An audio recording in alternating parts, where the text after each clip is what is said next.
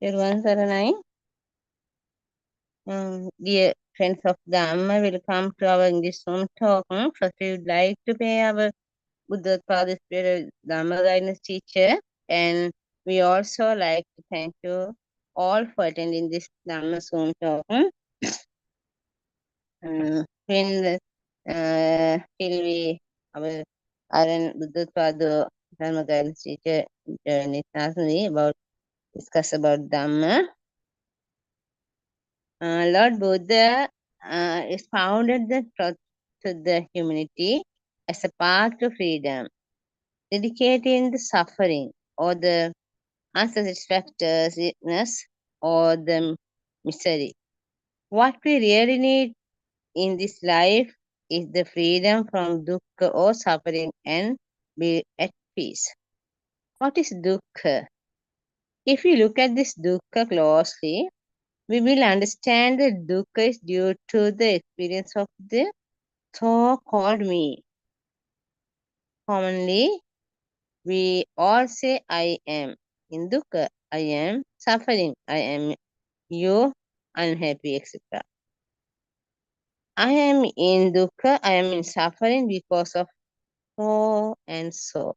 I am in dukkha because that item was been broken to pieces, because I lost that particular thing which I liked most. This is manner we attribute the sin of dukkha is various things of people or situation outside, such as when we do not get what we wanted, when we lost that we liked the most. In all situations, we say, I am in dukkha, I am miserable, I am unhappy. Dukkha happens to me only, etc. Now, we understand that this dukkha is for somebody if there is nobody. Then how can there be any dukkha? This is a very deep insight which we unusually do not see or comprehend. However, if we come to recognize this truth clearly, it becomes very simple way behavior shift. We talk about Nibbana.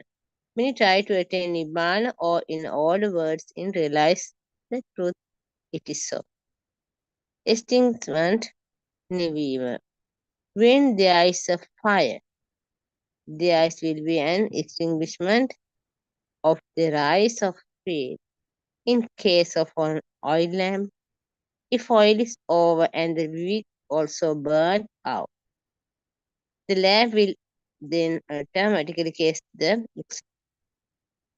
Where the light has gone from to existence, this is smile, simil, simil, usually given in sutras. For example, Agnikandopama Sutra, as long as one puts firewood, dry leaves, dry combustible material into the fire. It continues. In this manner, there are many similes given. However, these are mere intellectual knowledge, is it not? Even for a moment, have you ever felt that you have a mind? Often we say, I have a mind. My mind is a joyful, my mind is a miserable or unhappy. It is not this mind is joyful or unhappy. Is it not this joy or miserable in the mind? Wherever the mind is, there is dukkha, unsatisfactoriness. Whenever mind exists, there is a joy and sorrow, the duality. Mind never stays at one end. It always oscillates. If there is one end or implicit in the existence of the possible in the opposite end. The duality is the nature of the mind. Lord Buddha taught us the truth. the reality beyond the duality we have been explaining the theory. Pariyaya, the material in the Positams Sutras in Pitaka. Today I am discussing the facts beyond Pitaka, which are the practical significance. Most of us know the content in Pitaka as the intellectual knowledge or data or theory. However, when it comes to true knowing or experiential knowledge, it is questionable whatever we have understood the teachings correctly or got the essentials that is pointing to. Almost all have not understood the pointing correctly. Do you recognize that somebody or sense on the individual exists is the so-called knowledge? Here knowledge means objective knowledge. If one says I know, it merely means a knowledge acquired third sense. Then there exists somebody or a senses or individuality and the object or knowledge. However, is the sense of individuality separate entity or is not or separate? There is no use of knowledge. This is a very suitable, very blissful. The philosophical understanding and recognition which leads to the decision of the sorrow of suffering. What are you looking for? Path to solution, path to freedom, or are you looking for a solution to this fire or samsara? Are you confident that you know the truth or Dhamma? Are you confident that you will not have any birth after this body dropped off? Do you have many experience of this experience by your own? Anupadisesa Nibbana means dropping off the body and becoming part of the earth. Sopadisesa Nibbana means annihilating all defilements and experiencing freedom and bliss will while living. That is total freedom from the mind while living. Nibbanti, Viraganti, Nirodhanti, Patinissaggan, Pasi. This is the path of Nibbana, that is one recognized clear and non-formation of mind hereafter by oneself. What is this mind? Where is this non-formation of mind occurring? Then our Dhamma, we always practicing in Dhamma, not in Nibbana, to Nibbana. Then we day-to-day are practicing, we want to some areas of Dhamma problems. We only want to want to solution. Then our Buddha Father, Dhamma, spiritual Dhamma guidance teacher, always ready to clear and unclear areas of Dhamma. We always ready to explain to our correct path. Then, at the moment, our Buddha Father is joining lesson. Thirvan Saranai, everyone. Thirvan Saranai.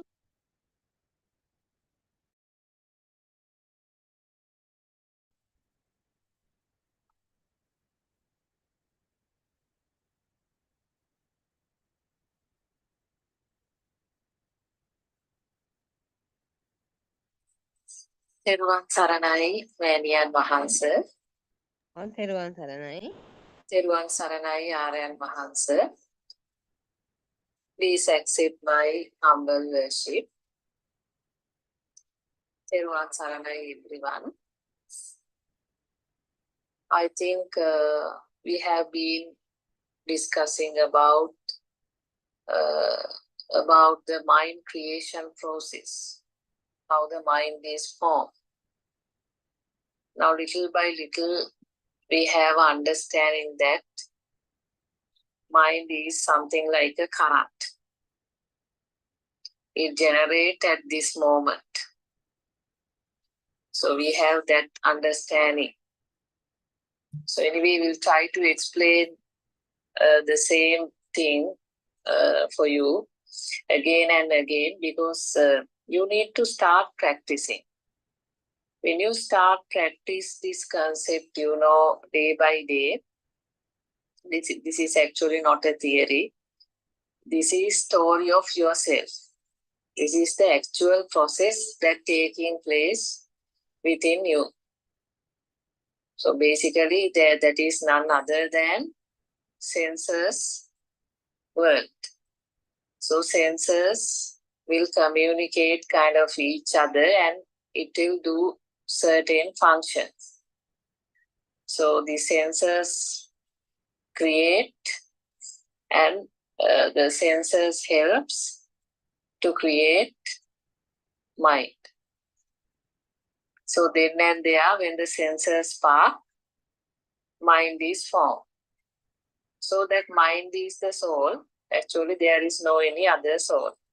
So then and there will be a field. And then that field arises and disappears. So continuously this field arises. We know our organs, the eye, nose, body, then tongue, and mind sensor. Actually, there is nothing called mind, no place for mind. It is not inside the head. So these are just sensors. And when this sensor works, what happens? It creates sensor pressures, and we incorrectly take that sensor pressures as a soul. Other than that incorrect feeling, all the rest of the things will automatically happen. So this is what we try to explain you today. So for example, most of your body functions, if you take, actually all the body functions happen in the same way, but we'll start with the breathing function, for example. Now, how the breathing function happens? So it is not done by you, that automatically happens. Now, even if you take your heart rate, blood pressure, things like sweating, or sometimes mouth watering, right? So your digestion functions. So all that is a natural function in the system. It is not done by you, right? Even if you take urination or discharge of things from your body, so all that is a natural function. Now you have to understand you are part of a law of nature. This is a system. So this system, it breathes and it performs a particular function. And it is completely a natural process that slowly you have to understand. So we'll take few examples, you see, and try to discuss them and to realize how this particular function happens. Then when we understand this as a process, what will happen? Naturally, we realize that the soul is a misconception. There is no soul. So that is the point of, discussion today. So we'll take an example. I think all of you eat, no? So everybody love to eat. So because the eating of food will definitely give you some happiness. So sometimes it is enjoyable. Sometimes it is a sense of connection as well, where the family members get together and have a meal. Then maybe a few of your relations get together and have a meal. So that's a kind of, enjoyable activity, isn't it? Right. Now, let's try to work around this and to see what really happens here. Now, if you are grown up in an Asian country like Sri Lanka, here, of course, the main food item is the rice and curry. So I'll start with that, right? So now if you take this, now if you see a plate of a rice and curry, so what do you find there? You will find some boiled rice, right? So now that rice, if that rice is cool, what will happen? You will not like it. You need some hot, no? Now see that, so that is identified by the body consciousness. I mean, the body consciousness will experience whether this is hot or cool. That is the arise basically of the body consciousness. But we don't see in that way now if it is hot or if it is not hot, we don't like it. Then in the same plate, you will find some curry. Right now, this curry is also Sri Lankans' favor for hot and spicy, So there will be some chili, pepper, cardamom, and cumin, coriander, and all the spice taste would be there, right? So we need to understand now that spiciness, so that different, that hot, that particular taste would be feel by what? That feel means the arise of the tongue consciousness. So that's a different sensor. Then what happened? There will be something more in your plate. Let's say there is a sambal as well. Now Sri Lanka, it's very famous. We add red onion, then chilies, then grated coconut, lime juice, and we mixed everything together and prepare something called sambal. So now that also, I mean, if you get the visual impact now in the plate, that's clearly a different color, right? And then, that will have a different impact. So then, now all these cause what? All these cause the moment you look at the plate, there will be some saliva production. Now, even sometimes when you hear it, even it's natural that saliva production will happen. That's not done by you, right? That's a natural, process. It's a system. Then in the plate there will be some meat curry as well, right? Then there would be some papadam. It will have some crispy kind of a feel.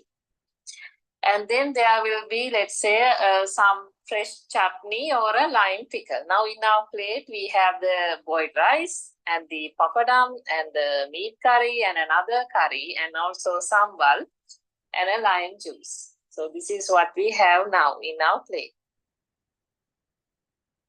So the moment you look at the plate, right, what would happen? So that eye consciousness arises and the mind consciousness will realize this is the food, right? So, and you know that the color, everything that identify.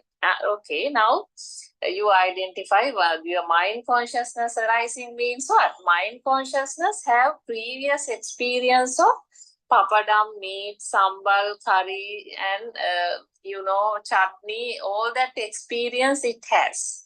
So then it knows what this is. So now you can see once you look at the plate, there are a lot of varieties in the food, because you can't just be eating rice, right? So then, okay, now let's say you start eating. You start eating. Then what will happen? Now you can practice this and see. You can practice this yourself and see today when you have either your breakfast, dinner or lunch. What happened without your knowledge, without even your thinking, a nice thing happened. What's that? I mean, slowly, you just let normal way you eat, and then see what happened. So you will realize without your knowledge, your fingers move. Because mostly the Asian people, they use their hand to mix and, eat. So then you will start mixing, right? So it is not actually your thinking and doing. Now, the first instant, you will get a piece of, some curry, and then some piece of, with the rice, you will mix it. And then maybe some little bit of sambal you will add, and then you will start mixing it. So you don't want to, mix everything together, right? So you will first mix few, and then you taste it, and then you can't be eating in the same passion, Then automatically some chutneys you will mix, and or some piece of papadam. Some, you will put, you will take a bit of papadam, and then you will put inside your mouth. So slowly you can see there kind of a rotation of this taste occur. You'll be adding, mixing here and there, then changing. So if there is a slice of pineapple also, maybe your salad, then you'll be tasting the variety in the salad also, with this. So that naturally happen, because what happens is here, eat means this. Eat means what? Your basically your eye consciousness arises, right? Eye consciousness arises, and the eye consciousness cannot recognize whether it is rice or something else. So it's just an image, or it is just a camera only. So what happens? Mind consciousness recognize this is rice and it has this taste. So papadam, you won't be mixing whole papadam at once, no? You'll enjoy that bit by bit. Then if you take things like fresh chutney or lime pickle, you will be using very less quantity, no? So you will be mixing it in a very small quantities to every bite. Now, can you see this happens in some pattern?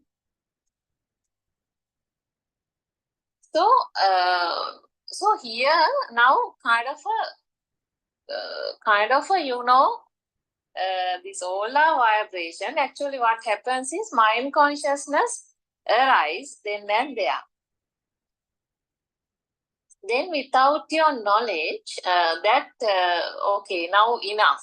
Now don't. So you are not giving instruction to your system, right? Don't eat all the lime pickle or papadam at once. You eat slowly, bit by bit. So you are not telling that to the system, but naturally your hand is taking, the body consciousness. Your hand means what? The body consciousness. So the body consciousness will occur.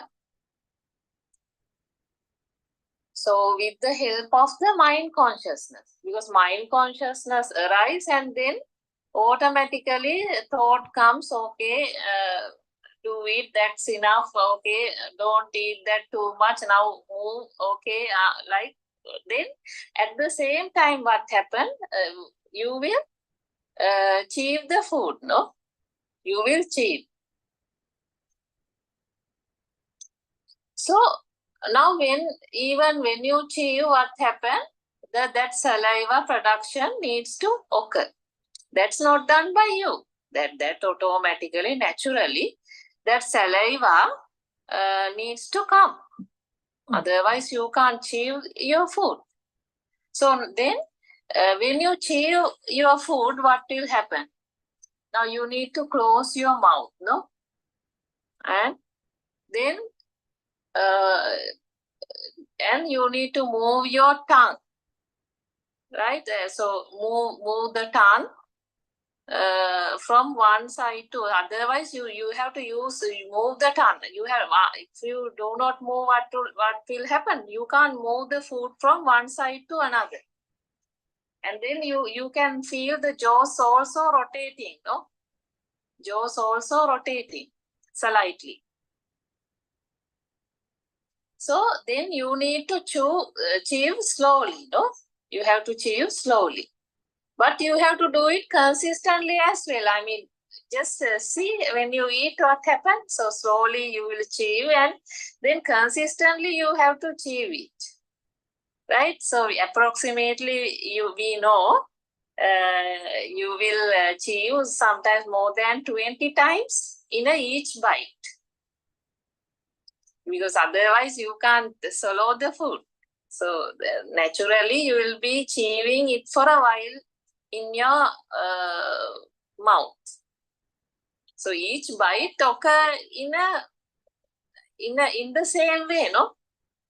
So once it come to a level where you can swallow easily, what will happen? You will swallow it. So that means what? Your mouth is like a motor system, isn't it? So the saliva comes and these jaws work and the tongue move food here and the one from one side to another side.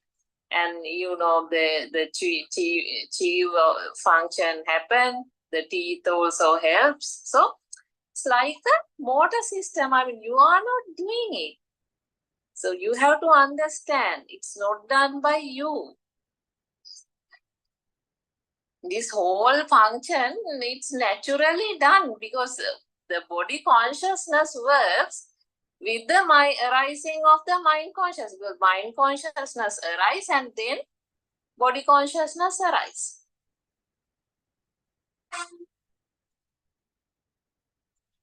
So now in this chewing process, you will feel taste. You will feel taste of the food. That is the tongue consciousness. And you feel the touch of the food.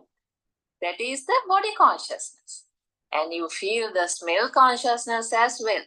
That is the nose consciousness. So everything above all experiences, even though we say pizza, all these names, finally it is what? These senses. These six senses. All our experience is actually the six senses. Nothing else than that. So either it is a seeing or a hearing or a taste or a touch feeling, right? And also thought to the mind. So anyway, now you can understand. Now when you chew, you will feel the taste, the touch of the food, and also smell of the food.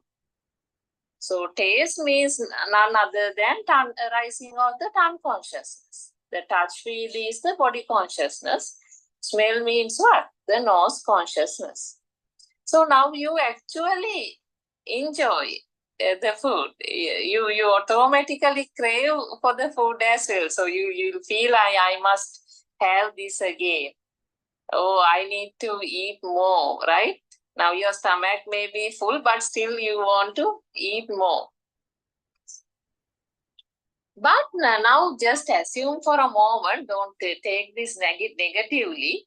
But if you are asked to, keep the same food in the plate and add some saliva to the plate and then mix there, and then if you are asked to eat, what will happen? You can't eat. You can't eat. This is the thing we need to understand, because we have practice in that way. Put the fresh, whatever the food inside the mouth and then start chewing, then saliva will come, then we enjoy, we feel everything occur, all the consciousness arises, and then we swallow. But if you are asked to do in a different way, what will happen? Don't eat that way. If somebody comes and put all the saliva first to the plate and then mix very well and then eat, you can't do it. So this is the thing. So different ways we have to understand what really happens here. I'm sure there are some people, they are very food lovers. Some are really addicted for the food. Some can't, some says they live for food.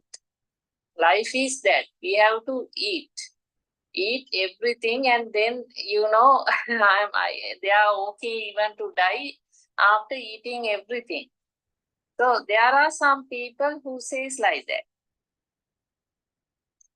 So the point actually we need to understand is, reality, if you check, you will have all these enjoyment only until the food, retain at the tongue level only.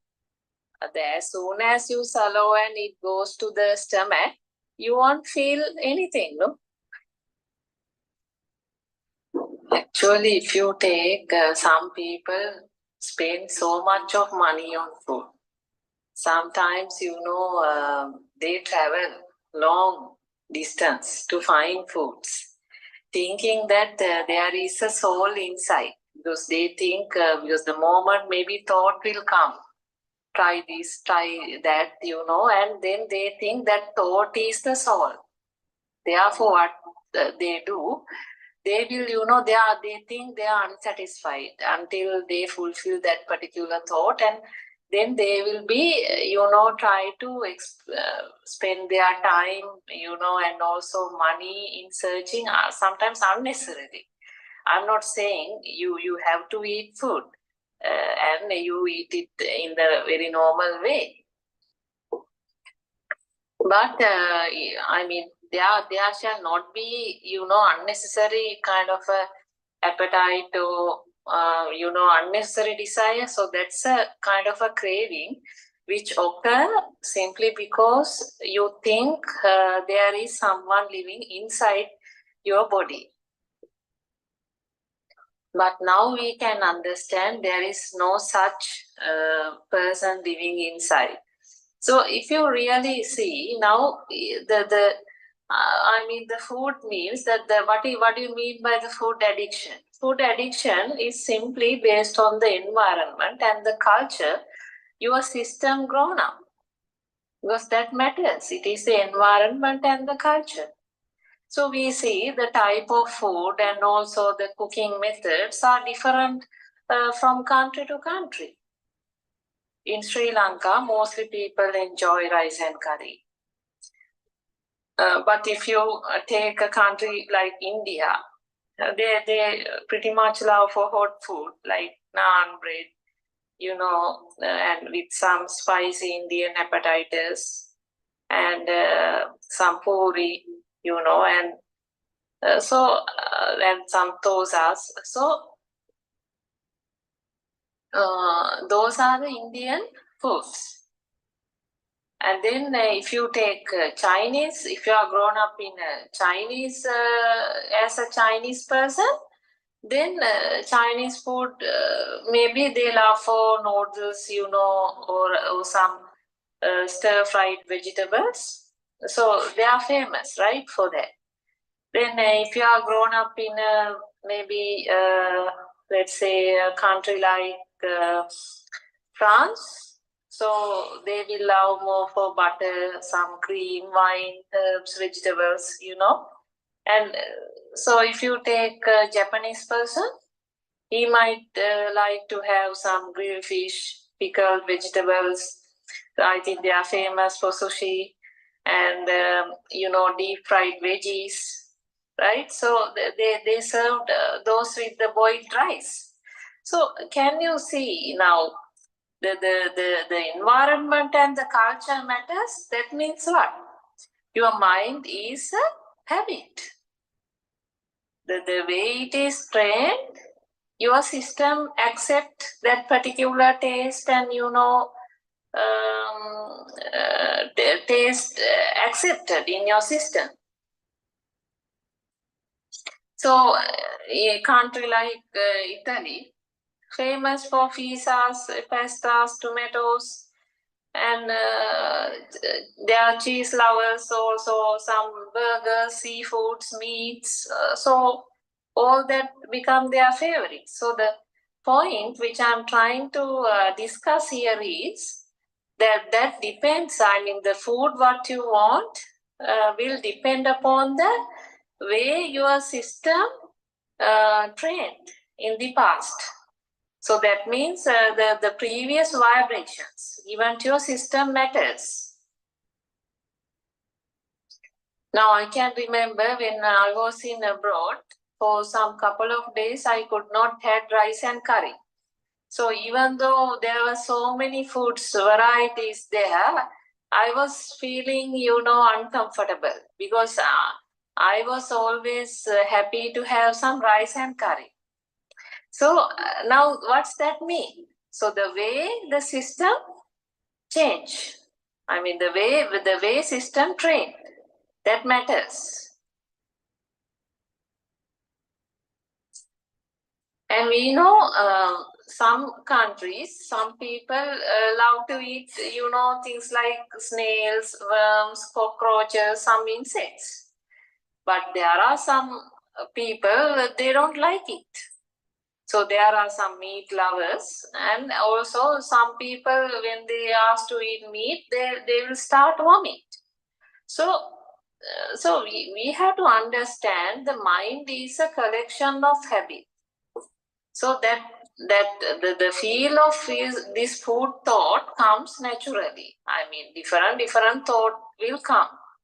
But once we realize that this every food is, that's just a thought only. I mean, it's not real. No, these thoughts are not real. Based on your past experience, that thought will derive as a, as names and forms. So then you have to realize there's no real meaning behind it. I mean, it is not that you must not be very disappointed just because you do not have the food in the way you want. Once you learn this Dhamma, what will happen? You will be able to satisfy with whatever available. So definitely when there are food, it can be a pizza or it can be some, rice and curry, or it can be some butter naan, or whatever, it doesn't matter for you. You will eat it. But the point what I'm trying to say is there is no major hurry or major appetite, I mean, for you, unnecessary greeding for you to satisfy a particular food. That will happen naturally. So that's really good. I think that's very healthy as well, isn't it? I mean, if you start eating according to the thought, what will happen? You will end up with, certain health issues as well, isn't it? So instead, I think we need to understand the reality, because our thought will send various, thought will derive.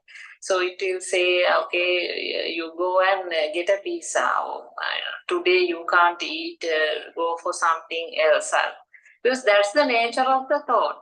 But if we really do not give much weight to that particular thought, what will happen? After some times, we will realize that it won't have a major impact on us. I mean, thoughts will come and naturally it will go. But we will not have, much hurry or some burn inside for us to satisfy a particular food. So I think that's really good. So I'm sure actually you are benefited because you'll able to save your money and you'll able to save your time, and also you'll able to spend a happy family. Because even let's say in your kitchen, there is very less vegetables and something is there. So you'll able to prepare a good meal and serve and enjoy. I mean, you can eat in that way as well. At the same time, if there are foods, of course, you will eat in the normal way. So that happens. I'm not saying you shall not eat. No. This dhamma is not something like you refrain, you think and refrain from something. So food are there, you go and then you think, there are some hot donut is here, and also there is another fresh juicy strawberries are also on the table, and then some rice and curries and few other food as well. So I'm not going to eat them because it might cause craving. So this is not like that. This is not, surely not, that's not what I'm saying. This is particularly once you understand true Dhamma, you will feel the taste of the same food in the same way. And you will enjoy. Definitely, you will enjoy the food as well. But what I'm trying to say is, you will not have a major burning that you will experience, because we are telling our experience to you. You will not have a major burning or desire to search a particular food and then, somehow get it and then eat. That will not happen. I think that's important. So I think that's enough about the food. So you can experience it. And then we'll take another example. So if we take another example like sweeping motion, right? So I'm sure you will sweep every day, right? You'll sweep the floor every day, So what will happen? Now you yourself can practice and see the sweeping motion that will automatically happens. That will happens automatically. It is not done by a soul. So now, for example, if when you are sweeping, what will happen? You will take your upper arm close to your body, no? So you'll take your upper arm close to the body, and then and you take the upper arm on the top of the broom, right? And then you have the lower arm that is near the middle of the broom. That's how you hold it. No, so there is a way to hold the broom. And now what you have to do, you have to move the broom from inward and outward in a rhythm, right? And then sometimes you have to take a shorter stroke, and sometimes you have to take a longer stroke. So that's how you sweep the floor, right? So do you think you are thinking and take this fold and take all these turns and move your shoulders and move your body and your legs and the hand movements, everything? Do you think you are thinking and doing? No, actually not. You are not thinking and doing, right? So what here happens is everything done by the senses. Because actually everything. So what happens, I will explain in terms of the senses. So mind consciousness, that is the mind sensor. So mind consciousness arises a thought, it will arise a thought saying, okay, now you need to sweep the floor. Then what will happen? Your eye consciousness arises. But we know eye consciousness cannot recognize where the broom is, and the eye consciousness arises and the mind consciousness recognize, let's say now you are in the kitchen, right? So Then mind consciousness arises, and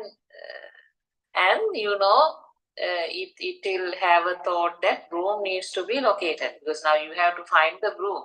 Now you know you are in the kitchen. Now you have to find where the broom is. So that is the arising of the mind consciousness, a thought.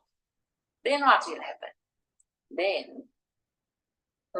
Then what will happen? Now you need to go to the place where the broom is. So what will happen? Then I consciousness arises, and the mind consciousness recognize where the broom is. So it recognizes maybe it is in the corner of the kitchen. Right. Then what will happen? Then actually your body consciousness will walk towards the broom. It is the body consciousness that will naturally, walk towards the broom. And then I consciousness arises, and the mind consciousness will recognize the broom. Because I consciousness cannot recognize the broom. No. It will have it is like a camera only. It has a kind of a light only. Then what will happen? The mind consciousness will recognize, this is the broom. Then what will happen? Your body consciousness will perform the sweeping motion in the rhythm. So the mind consciousness also helps that, because the previous vibrations are there in the system, how to hold the broom and what is the rhythm that you have to take, no? So that is there. So it will naturally, it will happen. So your I consciousness arises, and mind consciousness will recognize the dust on the floor. Right? So sometimes, let's say, there can be your kids' toys on the floor. Right? So then what will happen? The I consciousness arises, and the mind consciousness recognize the toys. So can you see now all these are the work of senses?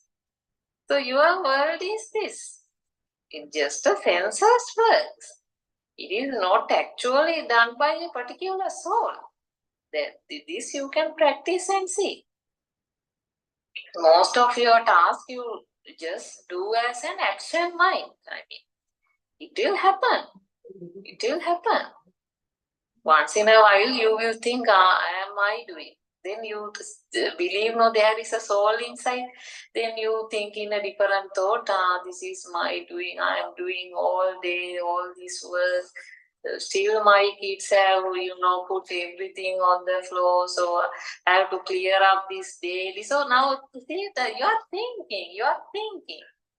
But rest of the tasks are just every moment your senses will spark, and that consciousness arises, and then it will happen. So there is no soul here. Now what will happen? Now you see the toys now. So then what will happen? Your body consciousness now will work. Right? So first you will get a thought, no? You will get a thought, mind consciousness will arise, and it will give a thought that you need to locate it in the right place. Right? Then what will happen? Your body consciousness will move, pick the toy, and place it in the rack. It's like a robot, no? So, in your day-to-day life, you can experience this, right? So slowly, when you experience, you will able to realize how actually the things happen, or how you really experience things, right? So even when you talk, what will happen? When you talk, so what happens without your knowledge? What will happen? Your vocal cords automatically vibrate. So these are vibrations. No? So then the sound comes out. But you think in a different thought, you are talking. Now, if I say example, when somebody say hi, then what do you say? Hi, hi, hi. So now see, it's naturally comes. When somebody say bye, naturally bye comes, right? So there's no time for you to think even. Naturally system respond. Can you see? So you have to understand how this works, because you know when that previous vibration is there in the system about the high and the necessary response. So automatically your vocal cord vibrate and then produce that as a response. So that you have to understand. Even everything in your life, if you take, that naturally comes as a response. Now, even if you think like some sexual thing, even that sex is a response. It is a natural response. It is not done by particular soul. Because the consciousness arises and that happens. I mean, you have to understand this. Because otherwise you are unnecessarily thinking that there is a soul inside. So now if we take the breathing function, right? It's not done by anybody. That naturally happens, right? It's not done by you. Even things like heart rate, the blood pressure, even things like sweating, mouth watering, that naturally happens, right? So, you need to understand. Now, have you experienced some situation where your body quickly respond to something? For example, let's say you are facing a threat. In an instance where you face a threat, quickly what will happen? Your system quickly mobilize your body into action, no? Let's say someone trying to hit your face, then quickly you cover up your face from your hands, right? So now can you understand that particular, when you analyze the movement, you have no time even to think. Before you think, that particular reaction has come. So that is the arise of the body consciousness that you have to understand. I'm sure you have the experience when you are in the kitchen. Sometimes mistakenly you touch a hot pan, right? So then accidentally when you touch it, the moment you touch, what will happen? You do not have time even to think. Automatically your hands are taken away from your system. That is the arise of the body consciousness. So there is no time to think even. So we need to understand actually how this occurs. I saw in a recent Facebook photo where a young wife, she has lost her husband. I think husband has died, and then in this photo we can see this young lady goes, to the tomb, and then she lay a blanket on the tomb, and then she tried to, hold from her hand, and as if like she's hugging her husband, she lays, in the blanket in that, on the top of that particular place where the tomb is, and then she actually she has kept all the flowers, everything around her, and it seems she's spending her day there. So when I saw that, I mean, what does that mean? That is the suffering of attachment, of not knowing the truth behind all this. Because you need to realize when you were an infant, it was completely a radiant mind. So in that radiant mind, it was very pure. You did not have any attachment, or you did not have any defilements. But slowly what happens, you were introduced with things, no? That was done completely through it's a vibration mechanism works there. Just showing something, then the form is created in your eye level, and then put a sound. This is sound. this is moon, this is red, this is blue, this is green, this is book, this is chair. Then gradually what will happen, that particular child, after that, that child have now things.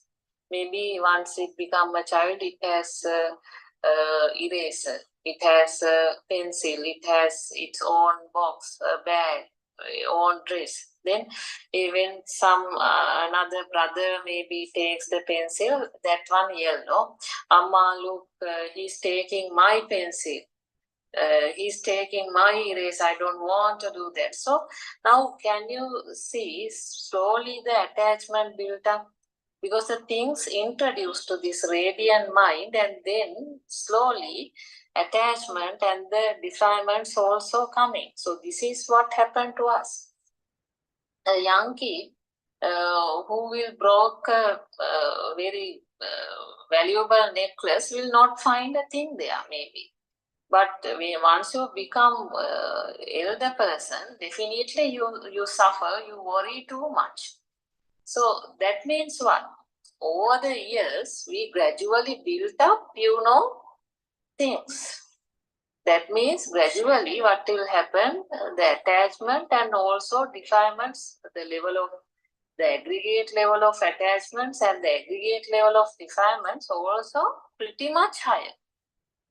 So compared to a 10-year-old child, if you compare with the, 20-year or some 40-year, 50-year age person, that 50-year age person, the aggregate level of, things, perceptions, and the attachment and the defilements would be very high. Because he thinks there is a soul inside, and that soul also gradually become very powerful. The level of soul is quite high, right? It's like a battery, charging. Now you have let that battery to continuously charge, and now that charging level is at a very high level. That's why when that person is at the deathbed, he thinks there is a powerful soul inside.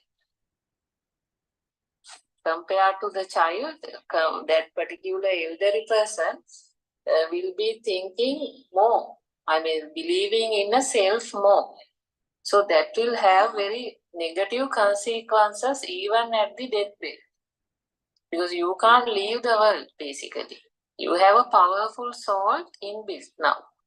But you need to understand, if you listen to this Dhamma, you will realize there is no soul. So it is only this moment. So you have only this moment. Because everything is a vibration. The moment your senses spark, what will happen? The world is created this moment. And without your knowledge, this perception, or what you call sanya, so that will form by combining the forms and sounds and forms, in other words. So then your living means what? At every moment, the world is created because senses spark and some feel arises. So the senses at level, if you take the eye level or the your ear level or tongue level, it doesn't matter. Your tongue, really do not worry whether it is a pizza or whether it is lime pickle or whether it is papadum. It will not have,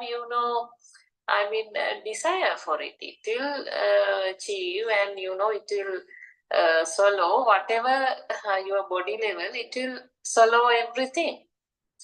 So it is the mind consciousness, so the habit or all that our desires, everything form there. So you need to understand that can't live. For example, that particular feeling, when you enjoy a food, what will happen? The feel arises and then that feel disappears itself. You can't hold it. It is a very temporary thing. So that you need to understand. So, you can't keep that particular feel with you. That is the law of nature, because that feel means what? It's a vibration. whatever that taste feel means what? That taste, what you feel in your tongue is a vibration. Vibration in the tongue.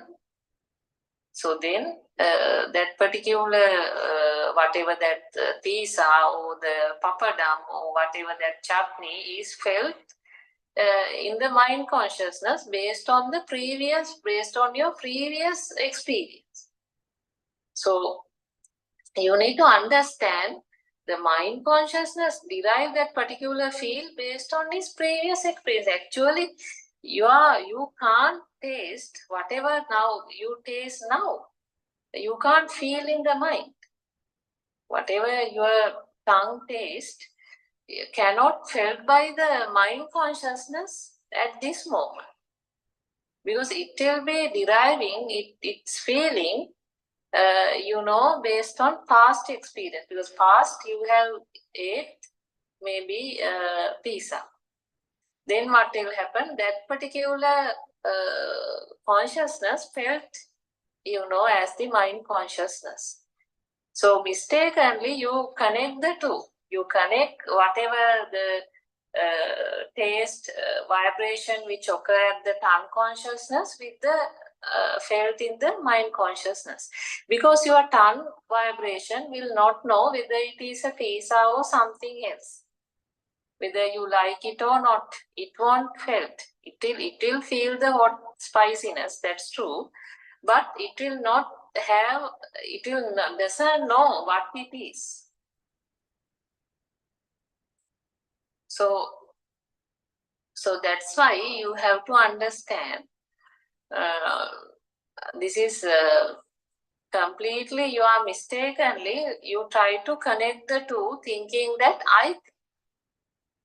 but there is no soul here. There is no soul here.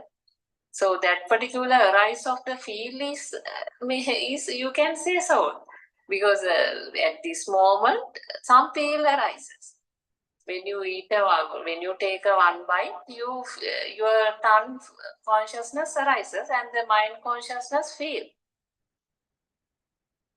Right? And then that feel can't stay long. So it will disappear there itself. So that's what you have to understand. So there is no any other soul. But you unnecessarily, plan for future as well, thinking that, okay, now I'm tasting this and I must definitely come this place to have another meal also. Okay, sometimes after come home, even you still remember that food and you start mouth watering and you want to go to that place again, I mean, all this will stop once you realize this beautiful Dhamma. After that, you can taste. You can definitely taste the food. Nothing will happen, but you will not have kind of unnecessary burden or a, burning or a feel to have that kind of a one, because that's just a feel arises in this moment only. That's it. It will arise in this moment and then it disappears. It's just a feel arise in the moment only. What you need to so much bother about it? That feel can't last long. So that's it. So once you know the true Dhamma, in other words, the Yathabhuta Jnana or this true Dhamma, you will realize actually you have only this moment, and then actually you are awakening to the moment take place. So basically, you will see the rise and the cessation of a one thought, or in other words, one combined feel that you get. You will realize this is the arise of this and this is the cessation of this. And Pubbya Nivasanusati Jnana means actually you will see how that previous thoughts arises. So for example, you will go to the radiant mind and in that mind it was very pure. There was nothing, no any defilements. There were basically no things. But gradually you will realize how this particular thought formed. For example, let's say pizza. Then that pizza, the very first day it was introduced to you. So that day only somebody show you pizza, and then you got the form, and then that person said, "This is pizza." That's how that particular thing got linked. No, then you know the smell of it, and you taste it, and you touch it, and then all that combined feel is formed as a vibration in your system. So now the perception is there, pizza. Then what will happen? Moment somebody calls and say, "Hello, shall I order pizza?" So then automatically what will happen? That particular combined feel is felt in your system. So that's what happened. And then if you doesn't know what it is, you will start mouth watering, and you will have a desire and to eat it. I mean, you can't pass, you want to pass time quickly, to have it. So all that comes, but all that will not come, because you know now, Pubbenivasanusati jnana you have, then you have the Chutupapata jnana as well, because you realize this is how the particular thought arises, and then this is the cessation of the thought. It can't leave. These are just sounds and forms. So then that is the Udevaya jnana basically. And then what will happen? Then you will slowly develop Asavakya jnana. So Asavakya jnana, this jnana means you have to understand it is the wisdom. Right? It is the wisdom. It is not a thing. It is not, we are thinking. So that you need to understand. So slowly, this is a system. There is no soul. So previously you were thinking about a soul, and now you come out from that illusion. And now you realize, okay, it is only this moment. So that is the awakening to the moment. That is the Satya Jnana, or what do you call Yathabhuta Jnana, or Jnana Darshana, the Darshana Jnana. And then what will happen? Now you will able to see whatever with the Dhamma Chakshushe, that is with the spiritual life. Basically, the Asavakya Jnana is the path to Nibbana.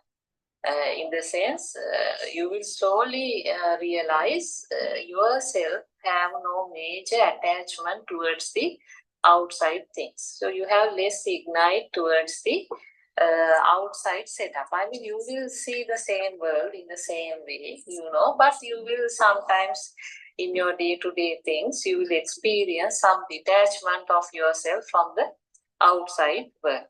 So that means, for example, when there are sometimes food, there are some situation at your home, food are there, sometimes no food are there. So I mean, you will not have, much kind of, burn to go for a specific food. Instead, you will be able to satisfy yourself with the existing food. Something like that you will experience. And also maybe someone would come and talk to you, but you will not find, major thing in those words, because those are just back again sounds and forms, or just vibrations. So all what you are experiencing the mind world. It is not the outside world you are experiencing. Now you understand. It's always to understand all these, the mind consciousness have to derive. But the mind consciousness, it derive everything based on a past vibration. So the arising of the mind consciousness means that. So it's a past vibration, So there's no, nothing, just sounds and forms. You are living with just sounds and forms. So once you understand the reality, you will slowly experience reduction of your ego.